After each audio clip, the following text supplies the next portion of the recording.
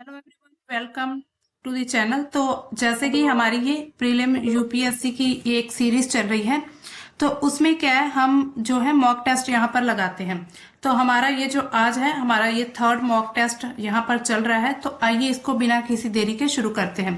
यहाँ पर आप क्वेश्चन के साथ साथ उनके जो आंसर है उनकी एक्सप्लेनेशन भी मिलेगी, यानी कि आपको बहुत सारी नॉलेज सिर्फ एक ही मॉक टेस्ट से मिल सकती है। तो शुरू करते हैं। हमारा ये फर्स्ट क्वेश्चन क्या है, निम्नलिखित कथनों पर विचार कीजिए। फर्स्ट कथन क्या है, सॉफ्ट कोरल प्रवाल ऐसी प्रजातियां हैं जो कि प्रवाल भित्तियों के निर्माण के लिए आवश्यक विशाल कैल्शियम कार्बोनेट कंकाल का उत्पादन नहीं करती हैं। दूसरा कथन है, प्रवाल एंथोजोआ वर्ग जो है निडारिया संघ से संबंधित जो है कशेरुकु है। इसमें जो कथन है उनमें से संबंधित कौन सा कथन सही है? जैसे कि पहला जो ऑप्शन है कथन एक सही है, कथन दो दोनों सही है, और कथन दो जो है एक की सही व्याख्या। दूसरा कथन एक सही है लेकिन दूसरा सही नहीं है। कथन एक और दो दोनों ही सही है, लेकिन जो दूसरा स्टेटमेंट है वो पहले की सही व्याख्या नहीं है। चौथा यहाँ पर ऑप्शन क्या है, कथन एक सही नहीं है लेकिन कथन दो सही है। तो इसमें हमारा जो ऑप्शन है सी ऑप्शन इज करेक्ट, यानी कि जो हमारा जो कथन एक बिल्कुल सही है लेकिन दूसरा उसकी जो हाँ कथन एक और दो दोनों ही सही है लेकिन दूसरा पहले की व्याख्या नहीं है। अब इसको थोड़ा इन्फॉर्मेशन एक्स्ट्रा नॉलेज ले लेते हैं। सॉफ्ट कोरल एक ऐसी प्रजातियां हैं जो कि कोरल रीफ निर्माण के लिए जरूरी कैल्शियम कार्बोनेट कंकाल का उत्पादन नहीं करती है, यानी कि कथन एक सही है। केवल कठोर कोरल ही रीफ का निर्माण करते हैं। कोरल एंथोजोआ वर्ग जो है निडारिया संघ से संबंधित अकशेरुकी है, यानी कि दूसरा कथन सही नहीं है। रीफ का निर्माण जो होता है, आपने सुना होगा कोरल रीफ, तो रीफ का निर्माण पॉलिप्स की कॉलोनियों के द्वारा होता है जो कि चूना पत्थर के कंकाल का रिसाव करते हैं और पोषण हेतु सहजीवी शैवाल जो है उस पर निर्भर रहते हैं। विश्व के पहले क्रायोबॉर्न बेबी जो है कोरल को ग्रेट बैरियर रीफ में सफलतापूर्वक प्रस्तुत किया गया है, जो कि कोरल प्रवाल पुनरुद्धार द्वारा उनके संरक्षण में एक महत्वपूर्ण उपलब्धि है। यानी कि विश्व का जो पहला क्रायोबॉर्न बेबी कोरल है उसको ग्रेट बैरियर रीफ में रखा गया, यानी कि वहां पर उसको एक तरह से इंट्रोड्यूस किया गया है। इसके साथ और क्या यहाँ पर कोरल रीफ से रिलेटेड है, ऑस्ट्रेलियाई जो वैज्ञानिक है उन्होंने ग्रेट बैरियर रीफ से जो हमारे जो क्रायोप्रिजिल्ड शुक्राणु हैं उनसे जितने भी कोरल एग्स होते हैं उनको निषेचित करने के लिए अत्यधिक क्रायो प्रिजर्वेशन का उपयोग किया।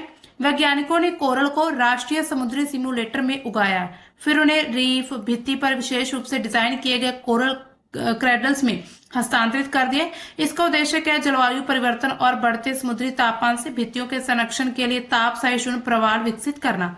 इसके साथ ही ऑस्ट्रेलिया स्थित क्रायोडाइवर्सिटी बैंक के पास 32 प्रजातियों के जो फ्रोजेन है कोरल शुक्राणु है उनका विश्व का सबसे बड़ा संग्रह है, यहाँ पर किया जाता है। इसके साथ ही वर्ष 2011 में प्रति वर्ष से इसको इकट्ठा किया जा रहा है। विकल्प सी सही है क्योंकि कथन एक तो सही है लेकिन दूसरा सही नहीं है। हमारा सेकंड क्वेश्चन क्या है, हैंडले पासपोर्ट इंडेक्स जो कि हर साल आता है 2025 के संबंध में विचार करना है। हैंडले पासपोर्ट सूचकांक में 199 वैश्विक पासपोर्टों की उन गंतव्यों की संख्या के आधार पर रैंक की जाती है जहां पर उनके जो धारक है बिना वीजा के यात्रा कर सकते हैं। इसके साथ ही भारत का पासपोर्ट पहली बार संयुक्त अरब अमेरिका के बाद दूसरे स्थान पर आया है। उपयुक्त में से कितने कथन सही है? सिर्फ एक, सिर्फ दो, या फिर पहला और दूसरा दोनों, या फिर ना तो एक और ना ही दो। तो इसका ऑप्शन करेक्ट है ए, यानी कि only one is correct. Handle passport सूचकांक 2025 की बात करें तो 199 पूरे विश्व पासपोर्ट है, यानी कि 227 यात्रा स्थलों को कवर करता है, जो कि उन स्थलों की संख्या के आधार पर रैंक करता है जहां पर इनके धारक बिना वीजा की यात्रा कर सकते हैं। इसके आंकड़े अंतर्राष्ट्रीय वायु परिवहन संघ से प्राप्त होते हैं। इसे वैश्विक नागरिकता और जो निवास सलाहकार फर्म हैंडले एंड पार्टनर्स के द्वारा संकलित प्रकाशित किया जाता है। अद्यतन हैंडलेड पासपोर्ट जो इंडेक्स है 2025 में भारत की जो रैंक है 2024 की तुलना में 80वें स्थान पर गिरकर 85th प्लेस पर आ चुका है, यानी कि पहले 80th नंबर पर था लेकिन अब इस बार जो है 85th नंबर पे आ चुका है, यानी कि कम हो गई है वैल्यू जो हमारे पासपोर्ट की, जिससे इसके धारकों को 57 देशों में वीजा की फ्री एक्सेस प्राप्त हो गया है, यानी कि कथन दो सही नहीं है। भारत की रैंकिंग में कुछ वर्षों में, यानी पिछले जो कुछ वर्ष उतार चढ़ाव काफी देखे गए। 2006 में इस रैंकिंग में सबसे ऊंचा स्थान यानी कि 71 जो प्लेस मिला था 2006 में, और कोविड 19 प्रतिबंधों के कारण 2021 में फिर ये 90th यानी कि 90 नंबर पर आ चुका था। इसमें सिंगापुर सबसे पहले फर्स्ट है, सबसे आगे, उसके बाद जापान है 193 देशों का मतलब जो है स्थान है। विभिन्न यूरोपीय संघ के जो देश और दक्षिण कोरिया तीसरे स्थान पर है। इसके अलावा गिरती रैंकिंग किनकी है, अमेरिका दूसरे से लेकर 9वें पर है। इसके साथ ही ब्रिटेन जो है पहले से 5वें स्थान पर पहुंच चुका है। निचले देश जिसमें पाकिस्तान, यमन जो संयुक्त है 103वां स्थान उसका है, और उसके बाद इराक, सीरिया, अफगानिस्तान, तो ये सब निचले सत्र पर है। हमारा नेक्स्ट क्वेश्चन क्या है, यथा कथा समाचारों में रहने वाला काका कालेलकर आयोग और इदाते आयोग निम्नलिखित में से किससे संबंधित है। जल संसाधन प्रबंधन और अंतर्राज्यीय विवाद, वन संरक्षण और वन रोपण कार्यक्रम, न्यूनतम समर्थन मूल्य सुधार, पिछड़े वर्गों और जनजातियों की पहचान और कल्याण। तो हमारा जो डी ऑप्शन इज करेक्ट, यानी कि जो पिछड़े वर्ग हैं उनकी जो जनजातियों की पहचान है, कल्याण है, उनसे संबंधित है। श्री काका कालेलकर की अध्यक्षता में प्रथम पिछड़ा वर्ग आयोग जो स्थापित किया गया था 1953 में भारतीय संविधान के अनुच्छेद 340 के तहत राष्ट्रपति के आदेश के द्वारा किया गया था। इस आयोग, जिसे कि सामान्यतः काका कालेलकर आयोग के नाम से जाना जाता है, 30 मार्च 1955 को अपनी रिपोर्ट पेश की। भिखू रामजी इदाते के नेतृत्व में वर्ष 2014 में गठित इदाते आयोग को विमुक्त, घुमंतु, अर्ध घुमंतु जनजातियों, उनकी एक सूची संकलित करने का काम सौंपा गया था। इसका उद्देश्य क्या था, जो अनुसूचित जातियां जैसे कि SC, ST जो ट्राइब्स आते हैं, पिछड़े वर्ग OBC, उन श्रेणियों से बाहर रखे गए जितने भी व्यक्ति, उनकी पहचान करना, उनके उत्थान के लिए कल्याणकारी उपायों की सिफारिश करना, यानी कि विकल्प डी सही है। हमारा जो फोर्थ क्वेश्चन है, पिंक फायर रिटार्डेंट से संबंधित निम्नलिखित कथनों पर विचार कीजिए। यह पोटाशियम फॉस्फेट आधारित घोल से बनाया जाता है। इसे आग लगाने से पहले वनस्पतियों पर लगाया जाता है, जिससे ऑक्सीजन द्वारा दहन को उत्तेजित करने की रोकथाम होती है।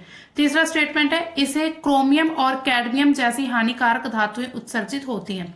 तो उपयुक्त कथनों में से कितने कथन सही हैं? केवल एक, केवल दो, सभी तीन, या फिर कोई नहीं। तो इसमें जो हमारा बी ऑप्शन है, केवल दो ही स्टेटमेंट करेक्ट है। तो पिंक फायर जो रिटार्डेंट है एक रासायनिक मिश्रण है जिसका उपयोग वह नागिन को धीमा करने के लिए या फिर शमन करने के लिए किया जाता है, यानी कि जो फॉरेस्ट फायर होती है उनको कम करने के लिए। और इसमें मुख्य रूप से अमोनियम फॉस्फेट आधारित घोल होता है, यानी कि कथन एक सही नहीं है। इसमें अमेरिका में प्राय इस्तेमाल किए जाने वाला अग्निरोधी पदार्थ जो है फॉस्चेक है। इसे आगे की घटना से पहले छिड़का जाता है, जो कि वनस्पतियों के द्वारा ऑक्सीजन को दहन में सहायता करने से रोकने के लिए कोट करता है, यानी कि दूसरा कथन सही है। इसका जो वर्ण है, इसका एक तरह से अगर हम बात करें कलर की, तो इसका जो कलर गुलाबी इसलिए चुना गया है क्योंकि यह अत्यधिक प्रत्यक्ष दिखाई देता है, जिससे अग्निशमन जो कर्मी है उनको अग्नि रेखाओं पर अधिक प्रभावी ढंग से निशाना लगाने में मदद मिलती है। इनमें चिपचिपाहट बढ़ाने और हवाई अनुप्रयोग के दौरान बहाव को रोकने के लिए प्रगाढ़क का उपयोग भी शामिल है। इसके अलावा पिंक फायर रिटार्डेंट से क्रोमियम और कैडमियम सहित जो हानिकारक धातु उनका उत्सर्जन होता है, जिसका पर्यावरण स्वास्थ्य पर भी प्रभाव पड़ सकता है, यानी कि कथन तीसरा सही है। नेक्स्ट क्वेश्चन है, स्वामी विवेकानंद के संदर्भ में आपने बताने हैं कौन सी स्टेटमेंट सही है। वह एक साधु और रामकृष्ण परमहंस के प्रमुख शिष्य थे। उन्होंने विश्व को वेदांत तथा योग के भारतीय दर्शन से परिचित कराया। उन्होंने सांसारिक सुख और आसक्ति से मोक्ष प्राप्त करने के 4 मार्ग बताए, राजयोग, कर्म योग, ज्ञान योग और भक्ति योग। कितने कथन सही है? केवल एक, केवल दो, सभी तीन, या फिर कोई नहीं। तो इसमें जो हमारा सी ऑप्शन सही है, यानी कि सभी तीन ही सही है। अब स्वामी विवेकानंद जी के बारे में देखते हैं। उनका जन्म 12 जनवरी 1863 को हुआ था। एक भिक्षु रामकृष्ण परमहंस के विशेष मतलब उनके एक शिष्य थे। इसके साथ ही 1893 में खेतड़ी राज्य के महाराज अतीत सिंह के अनुरोध पर उन्होंने अपने पूर्व नाम सच्चिदानंद को बदलकर विवेकानंद कर दिया। आत्मज्ञान मान्यताओं के अनुसार 1892 में स्वामी विवेकानंद साधना करने के लिए कन्याकुमारी के तट से हिंद महासागर की ओर एक विशाल शिला, यानी कि जिसको बाद में विवेकानंद रॉक मेमोरियल कहा गया उनके नाम पर, उस वहां तक तैर कर गए थे। उन्होंने वहां 3 दिन और 3 रातें बिताई थी, जिसके परिणाम स्वरूप उन्हें फिर वहां पर ज्ञान की प्राप्ति होती है। उनका योगदान क्या है? उन्होंने विश्व को वेदांत योग के भारतीय दर्शन से परिचित कराया। जब हम हिस्ट्री पढ़ते हैं उसमें भी हम देखते हैं स्वामी विवेकानंद के कौन कौन सा योगदान है। उन्होंने नव वेदांत का प्रचार प्रसार किया, जो कि पश्चिमी दृष्टिकोण से हिंदू धर्म की व्याख्या थी, तथा वे आध्यात्मिकता को भौतिक प्रकृति के साथ जोड़ने में विश्वास करते थे। आध्यात्मिक उनका योगदान क्या है? मानवीय मूल्यों पर विवेकानंद का संदेश उपनिषद, गीत, बुद्ध एवं ईसा के उदाहरणों से लिया गया, जिसमें आत्मबोध, करुणा, निस्वार्थ सेवा पर जोर दिया गया। उन्होंने सेवा के सिद्धांत का समर्थन किया। जीव की सेवा करना किसी भी मनुष्य की शिव की उपासना के समान है। अपनी पुस्तकों में सांसारिक सुख, आसक्ति से मोक्ष प्राप्त करने के 4 मार्ग बताए: राजयोग, कर्म योग, ज्ञान योग और भक्ति योग। इसके साथ ही पुनरुत्थानवाद, उन्होंने हमारी मातृभूमि के पुनर्द्वार के लिए शिक्षा पर काफी ज्यादा फोकस किया था। मानव निर्माण, चरित्र निर्माण वाली जो शिक्षा, उसकी वकालत की थी। इसमें जो हमारा नेक्स्ट क्वेश्चन है, निम्नलिखित कथनों पर विचार कीजिए। संविधान के अनुच्छेद 343 के तहत हिंदी को भारत की राष्ट्रीय भाषा के रूप में मान्यता दी गई है। अंतर्राष्ट्रीय मंच पर हिंदी की उपस्थिति बढ़ाने के लिए प्रतिवर्ष 10 जनवरी को विश्व हिंदी दिवस मनाया जाता है। विश्व हिंदी दिवस वर्ष 1949 से उस ऐतिहासिक क्षण यानी कि मूवमेंट की याद में मनाया जाता है जब संयुक्त राष्ट्र महासभा में पहली बार हिंदी भाषा का प्रयोग किया गया था। तो उपयुक्त में से कितने कथन सही हैं? केवल 1, केवल 2, सभी 3 या फिर कोई नहीं। तो इसमें जो ऑप्शन है वो है सिर्फ 2 ऑप्शन सही है। तो विश्व हिंदी दिवस 2025 जब मनाया गया तो उस पर ये करंट का क्वेश्चन बना है। संविधान के अनुच्छेद 343 के अंतर्गत हिंदी को आधिकारिक उद्देश्यों के लिए अंग्रेजी के साथ भारत की आधिकारिक भाषा के रूप में मान्यता प्राप्त है, यानी कि पहला सही नहीं है। उन्होंने कहा था राष्ट्रीय भाषा। अभी तक अगर हम देखें तो भारत की कोई भी एक राष्ट्रीय भाषा नहीं है। अभी तक सिर्फ उनको एक आधिकारिक भाषा मिली हुई है। अंतर्राष्ट्रीय मंच पर हिंदी की उपस्थिति बढ़ाने के लिए हर साल 10 जनवरी को विश्व हिंदी दिवस मनाया जाता है, यानी कि दूसरा सही है। यह तिथि वर्ष 1949 के उस ऐतिहासिक क्षण को याद दिलाती है जब संयुक्त राष्ट्र महासभा में पहली बार हिंदी भाषा का प्रयोग किया गया था, यानी कि तीसरा कथन भी सही है। विश्व हिंदी दिवस की थीम क्या है 2025 की? हिंदी एकता और सांस्कृतिक गौरव का वैश्विक आवाज, जो कि हिंदी के माध्यम से भाषाई आदान प्रदान को बढ़ावा देने, सांस्कृतिक गौरव को बढ़ावा देने पर केंद्रित है। वर्ष 1975 में प्रथम विश्व की हिंदी सम्मेलन का उद्घाटन प्रधानमंत्री इंदिरा गांधी ने किया, जो कि हिंदी को वैश्विक मान्यता दिलाने की दिशा में एक महत्वपूर्ण कदम है। 10 जनवरी 2006 को मनाया जाने वाला विश्व हिंदी दिवस 14 सितंबर को मनाए जाने वाले हिंदी दिवस से डिफरेंट है, यानी कि एक 14 सितंबर को भी मनाया जाता और एक 10 जनवरी को भी, क्योंकि हिंदी दिवस जो वर्ष 1949 में हिंदी को भारत की आधिकारिक भाषा में से एक के रूप में अपनाए जाने का प्रतीक है। नेक्स्ट क्वेश्चन क्या है? अक्सर समाचारों में दिखाई देने वाले प्लास्टिसाइजर का सबसे अच्छा वर्णन किस रूप में किया जाता है? प्लास्टिक जैसे सामग्रियों के लचीलेपन, स्थायित्व का कार्यशीलता को बढ़ावा देने के लिए उपयोग किए जाने वाले योजकों का एक समूह है। सिंथेटिक सामग्री का उपयोग विशेष रूप से ऊष्मा प्रतिरोधी और अग्निरोधी पॉलीमर के उत्पादन में किया जाता है। यौगिक जो औद्योगिक रासायनिक प्रतिक्रियाओं में उत्प्रेरक के रूप में काम करते हैं तथा बहुलकीकरण की प्रक्रिया को तीव्र करते हैं। तो प्राकृतिक डी ऑप्शन है, प्राकृतिक कार्बनिक पदार्थ का उपयोग बायोडिग्रेडेबल प्लास्टिक का पर्यावरण के लिए अधिक अनुकूल बनाने के लिए किया जाता है। इसमें कौन सा ऑप्शन सही है? यानी कि प्लास्टिसाइजर के बारे में आपने बताना है। तो A option is correct. A option क्या है? प्लास्टिक जैसी सामग्री का जो लचीलापन है, उनका जो स्थायित्व है, उनका जो कार्यशीलता है, उसको बढ़ाने के लिए उपयोग किए जाने वाले जो योजक हैं यानी कि कंपाउंड्स हैं, उनका एक समूह है। तो प्लास्टिसाइजर क्या होते हैं? आईआईटी रुड़की ने मिट्टी के जीवाणु सल्फोबैसिल्स जो एसिडोफिल्स द्वारा उत्पादित एस्ट्रेज एंजाइम का उपयोग करके प्लास्टिसाइजर डाईइथिल यानी कि हेक्सल फथलेट DEPHP फिर H फिर P, ठीक है, उसको तोड़ने के लिए सफलतापूर्वक किया है। इस प्रगति ने प्लास्टिसाइजरों को उत्पन्न बढ़ती जो पर्यावरणीय और स्वास्थ्य संबंधी चिंता उसको संबोधित करती है। प्लास्टिसाइजर ऐसे योजक होते हैं जिनका उपयोग पीवीसी यानी कि पॉलीविनाइल क्लोराइड में कठोर प्लास्टिक जो होते हैं उनको बहुलक श्रृंखला के भीतर अंतर आणविक बलों को कम करने के लिए अधिक लचीला नरम बनाने के लिए किया जाता है। विशेष रूप से प्लास्टिक उत्पादों के लिए प्रासंगिक है जिनमें स्थायित्व और लचीलेपन की आवश्यकता होती है, जैसे कि केबल, होज और फिल्म। ये कैंसरकारी हैं, त्वचा में अवशोषित होने या फिर निकलने के माध्यम से स्वास्थ्य जोखिम बढ़ाते हैं, लगातार कार्बनिक प्रदूषकों के रूप में जल मृदा को दूषित करते हैं, पारिस्थितिकी तंत्र तथा जलीय जीवन को नुकसान पहुंचाते हैं। तो इसमें विकल्प ए सही है। हमारा नेक्स्ट क्वेश्चन क्या है, निम्नलिखित कथनों पर विचार कीजिए। जो यहाँ पर पेयर्स दिए हुए, एक साइड नौसेना के जहाज लिखे हुए हैं, दूसरी साइड परियोजना। नीलगिरी परियोजना 15B से रिलेटेड है, सूरज परियोजना 17A, वाघशीर प्रोजेक्ट 75। तो उपयुक्त जितने भी पेयर्स दिए हुए हैं उतने उसमें से कितने करेक्टली मैच्ड हैं? केवल एक, केवल दो, सभी तीन या फिर कोई नहीं? तो इसमें जो सिर्फ एक पेयर ही सही है। भारतीय जो नौसेना है उसमें 15 जनवरी 2025 को नीलगिरी, सूरत और वाघशीर को शामिल किया गया, जो कि सभी पोत Mazagon Dock Shipbuilders Limited Mumbai में निर्मित है।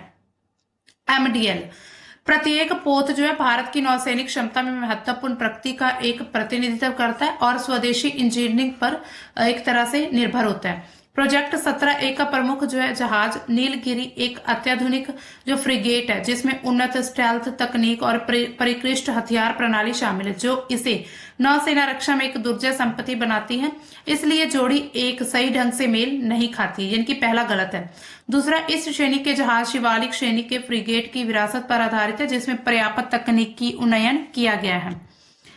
सूरत जो प्रोजेक्ट 15B है, 15B का एक हिस्सा है, 158 का हिस्सा है। इस श्रृंखला में चौथा और अंतिम विध्वंसक है।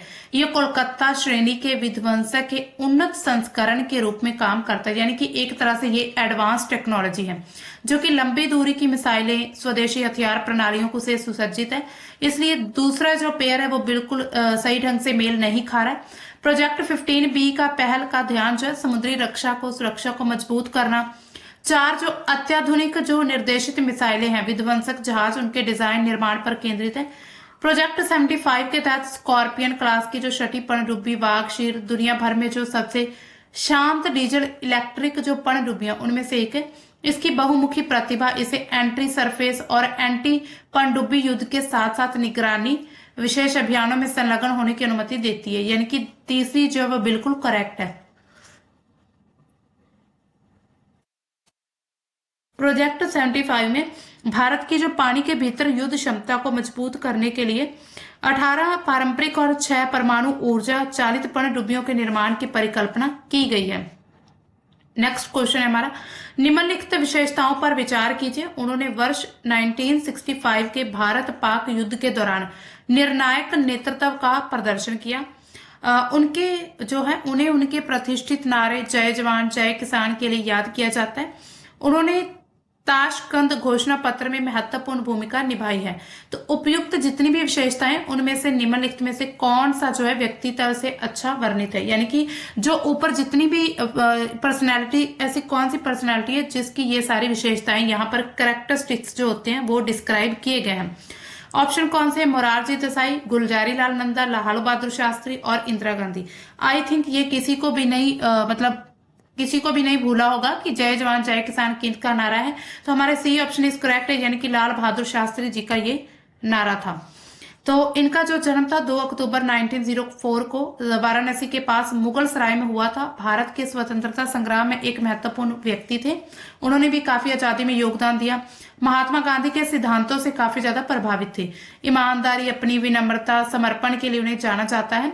और जो शास्त्री जी ने गृह मंत्री, रेल मंत्री और वाणिज्य उद्योग मंत्री ये तीनों यानी कि काफी महत्वपूर्ण पद संभाले हैं। उन्होंने प्रमुख रेल दुर्घटना के बाद 2 बार रेल मंत्री के पद से इस्तीफा देकर नैतिक जवाबदेही का उदाहरण भी दिया, यानी कि उन्होंने अपनी मर्जी से इस्तीफा दिया था।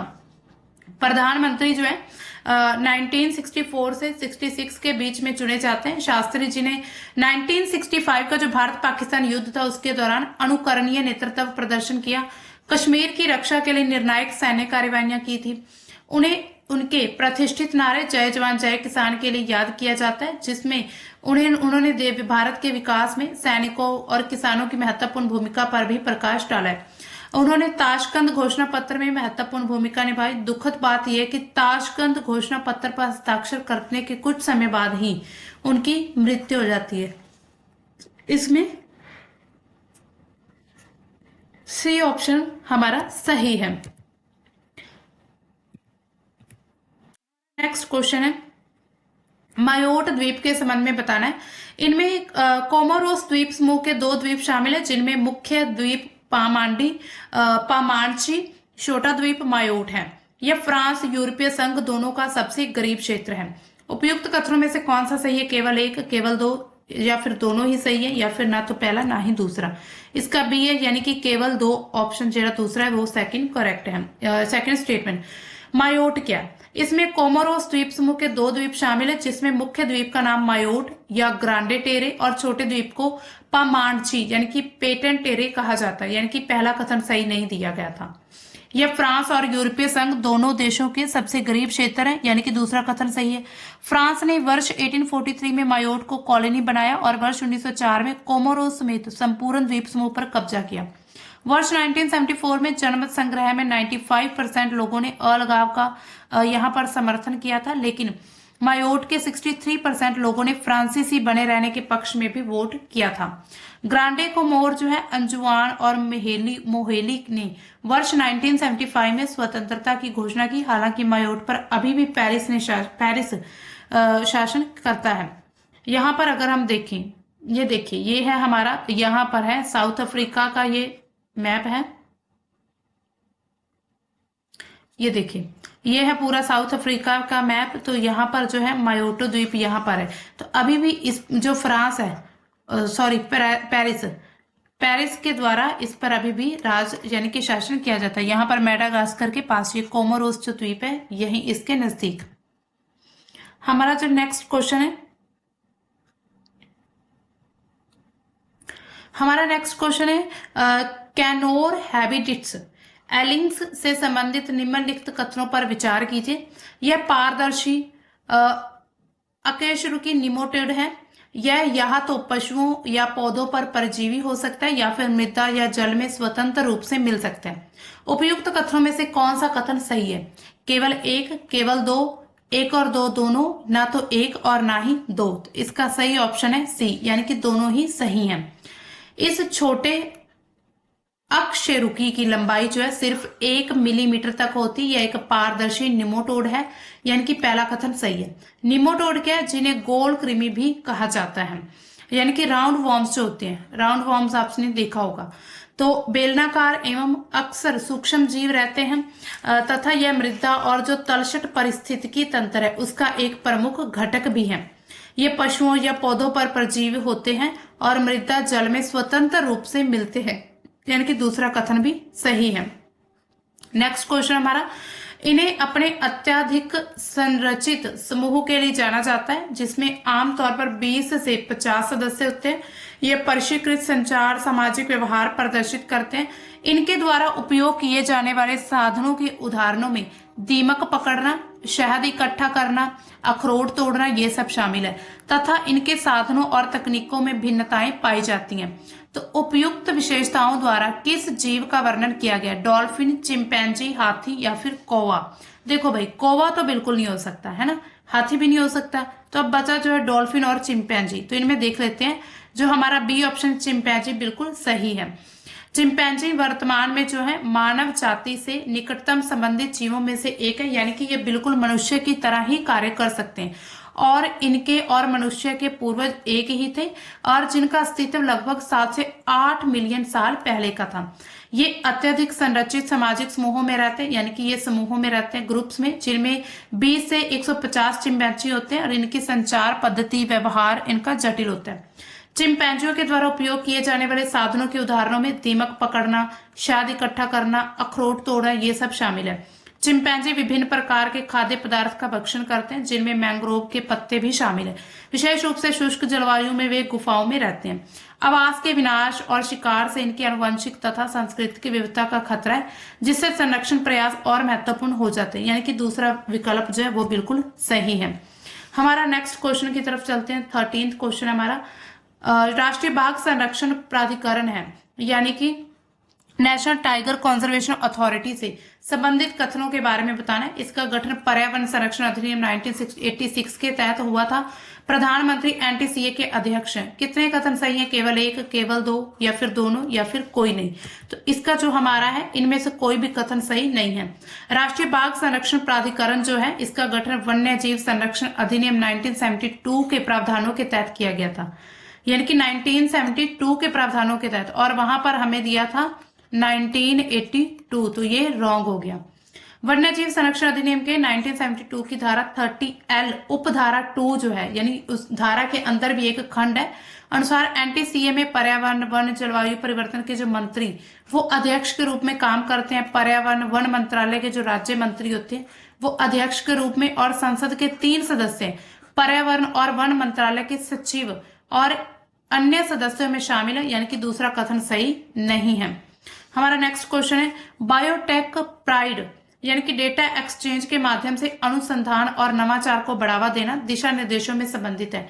ये ज्ञान साझा करने, बेहतर एकीकरण, निर्णय लेने, न्याय संगत पहुंच सुनिश्चित करने के लिए एक ढांचा देता है। दिशा निर्देशों का क्रियान्वयन करना क्षेत्रीय जैव प्रौद्योगिकी केंद्र हरियाणा स्थित भारतीय जैविक डेटा केंद्र उसके माध्यम से किया जाता है। उपयुक्त में से कौन सा कथन सही है? केवल एक, केवल दो, दोनों, या फिर कोई नहीं। तो इसमें जो हमारा सी, यानी कि दोनों ही ऑप्शन सही हैं, दोनों स्टेटमेंट सही हैं। बायोटेक प्राइड जो है डेटा एक्सचेंज के माध्यम से अनुसंधान और नवाचार को बढ़ावा देना, इसमें दिशा निर्देश है डीबीटी, यानी कि बायोटेक प्राइड जो गाइडलाइंस है उसमें वर्ष जो है 2021 में जारी की गई बायोटेक प्राइड दिशा निर्देश भारत में अनुसंधान समूहों के बीच जैविक डेटा के आदान प्रदान को सक्षम बनाने पर केंद्रित है। ये जो पूरा ज्ञान साझा करने, बेहतर एकीकरण, निर्णय लेने, न्याय संगत पहुंच सुनिश्चित करने के लिए ढांचा प्रदान करते हैं, यानी कि पहला कथन सही है। ये साझाकरण को बढ़ावा देने, उनके साथ साथ अनुसंधान में सार्वजनिक निवेश के लाभ को अधिकतम करने पर केंद्रित है। इन दिशा निर्देशों के क्रियान्वयन की जिम्मेदारी हरियाणा के क्षेत्रीय जैव प्रौद्योगिकी केंद्र आरसीबी स्थित भारतीय जैविक डेटा केंद्र जो है उसकी है, यानी कि दूसरा कथन भी सही है।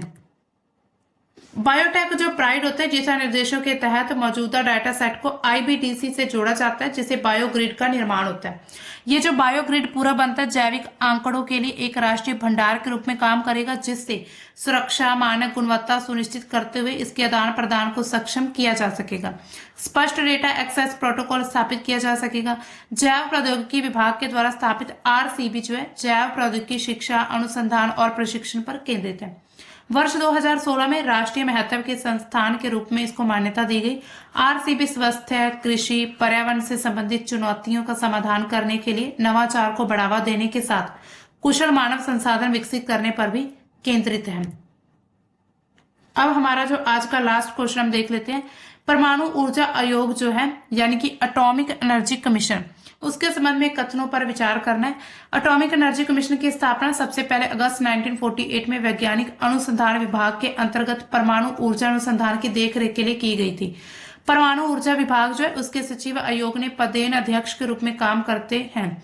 आयोग के अन्य सदस्यों की नियुक्ति संसद के अनुमोदन पर प्रतिवर्ष यानी कि हर साल की जाती है। कितने कथन सही है? केवल एक, केवल दो, सभी तीन, या फिर कोई नहीं। इसका सही ऑप्शन है बी, यानी कि सिर्फ दो ऑप्शन सही है। इसमें जो पहला ऑप्शन है वो भी सही है। सरकार ने अभी हाल ही में जो एटॉमिक एनर्जी कमीशन का पुनर्गठन किया उससे रिलेटेड ये सीए का क्वेश्चन आया है। एईसी का गठन पहली बार अगस्त 1948 में वैज्ञानिक अनुसंधान विभाग के तहत परमाणु ऊर्जा अनुसंधान की देखरेख के लिए किया गया था, यानी कि कथन एक बिल्कुल सही है। 1958 में परमाणु ऊर्जा विभाग के अंतर्गत परमाणु ऊर्जा आयोग का पुनर्गठन किया गया तथा वर्ष 1954 में प्रधानमंत्री के प्रत्यक्ष प्रभार के अधीन इसकी स्थापना की गई। परमाणु ऊर्जा विभाग के जो सचिव हैं इस आयोग के पदेन अध्यक्ष के रूप में काम करते हैं, यानी कि दूसरा भी सही है। अन्य सदस्यों की नियुक्ति जब प्रधानमंत्री के अनुमोदन पर, यानी कि प्रधानमंत्री अपनी सिफारिश करता है, हर साल की जाती है। तीसरा सही नहीं है। एटॉमिक एनर्जी कमीशन परमाणु ऊर्जा के शांतिपूर्ण उपयोग को बढ़ावा देने, परमाणु प्रौद्योगिकी सेवा, स्वास्थ्य सेवा, खाद्य सुरक्षा, ऊर्जा स्वतंत्रता में प्रगति के माध्यम से भारत को सशक्त बनाने के लिए नीतियां तैयार करने पर केंद्रित है। यानी कि जो तीसरा ऑप्शन बिल्कुल सही नहीं है। तो इसमें जो हमारे ऑप्शन थे सिर्फ दो ही ठीक है, पहला और दूसरा, सॉरी। तो दोस्तों ये था हमारा आज का जितने भी हमारे क्वेश्चन, इंपॉर्टेंट क्वेश्चन हमने आज 15 क्वेश्चन इंपॉर्टेंट किए हैं, एमसीक्यू किए हैं, यानी कि मॉक टेस्ट लगाया है। तो ऐसे ही आपको क्वेश्चन के साथ एक्सप्लेनेशन भी मिल जाएगी हमारे इसी चैनल पर। आपको एक प्लेलिस्ट दिखाई देगी, जैसे कि UPSC series practice test mock series, तो उसमें आप देख सकते हैं। और भी जो हमने सीरीज वाइज इसको चला रखा है, आपकी बहुत ज्यादा हेल्प होने वाली है करंट अफेयर्स की प्रैक्टिस में। तो आप इसको लगाना मत भूलिएगा। तो मिलते हैं दोस्तों हम अपने नेक्स्ट सेशन में, तब तक के लिए बाय, थैंक्स फॉर वॉचिंग।